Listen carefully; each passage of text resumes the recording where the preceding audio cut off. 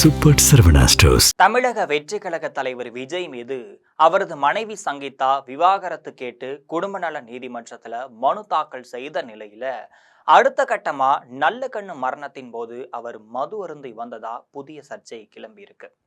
இது பற்றி ஜெம் தொலைக்காட்சி வழங்கும் சிறப்பு செய்தி தொகுப்பை தற்பொழுது பார்க்கலாம்.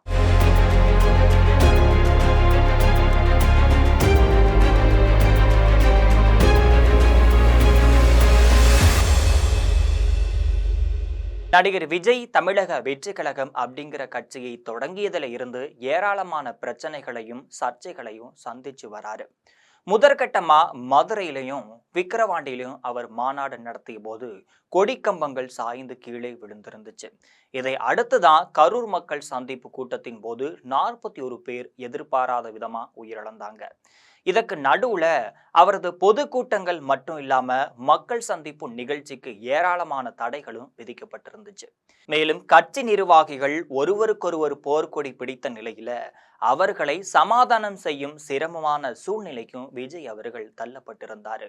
இந்த நிலையில தான் அவரது மனைவி சங்கீதா விஜய்க்கும் ஒரு நடிகைக்கும் தொடர்பு இருக்கிறது, இதனால அவருடன் நான் சேர்ந்து வாழ முடியாது என்கின்ற ரீதியில செங்கல்பட்டு குடும்ப நல நீதிமன்றத்துல மனு தாக்கலும் செஞ்சிருக்காங்க. இதற்கு நடுவுல தான் அந்த மனுவுல விஜய் குறித்து சங்கீதா ஏராளமான தகவல்களை தெரிவித்திருக்காரு. இப்ப விஜய் தரப்பிலிருந்து அந்த மனுவுல எழுதப்பட்டிருக்கும் விஷயங்கள் வெளியே தெரிந்துவிடக் கூடாது அப்படிங்கிறதுக்கான ஏற்பாடுகள் செய்யப்பட்டிருக்கு. இதுக்கு நடுவுல விவகாரத்து கேட்டும் ஜீவானந்தம் கேட்டும் சங்கீதாவை தூண்டிவிட்டது திமுக தான் என்கிறார்கள். இப்படிப்பட்ட சூழ்நிலையில தான் முப்பெரும் கம்யூனிஸ்ட் தலைவரான நல்லகண்ணு மரணமும் அடைஞ்சிருந்தாரு.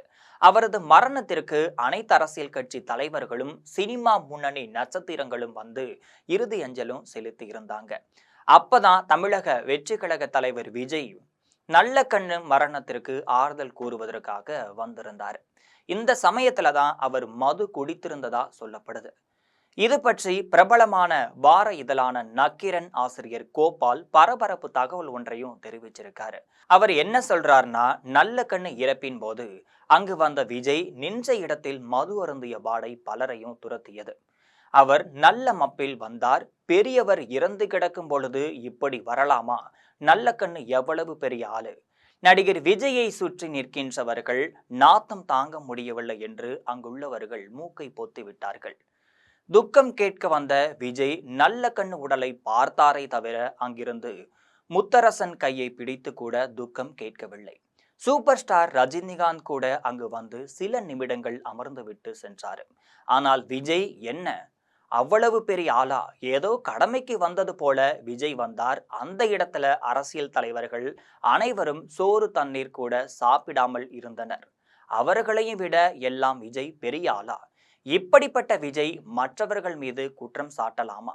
கட்டிய மனைவியை கதறவிட்டவர் எப்படி நல்ல தலைவராக இருக்க முடியும் அப்படின்னு காரசாரமாக பேசியிருக்காரு.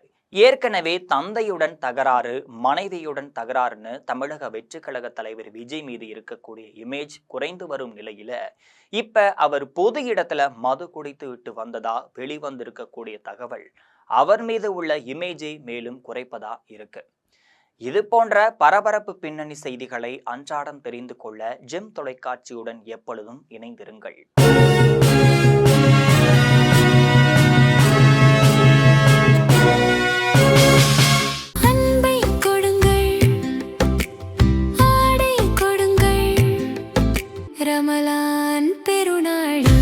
சூப்பர் சரவணா.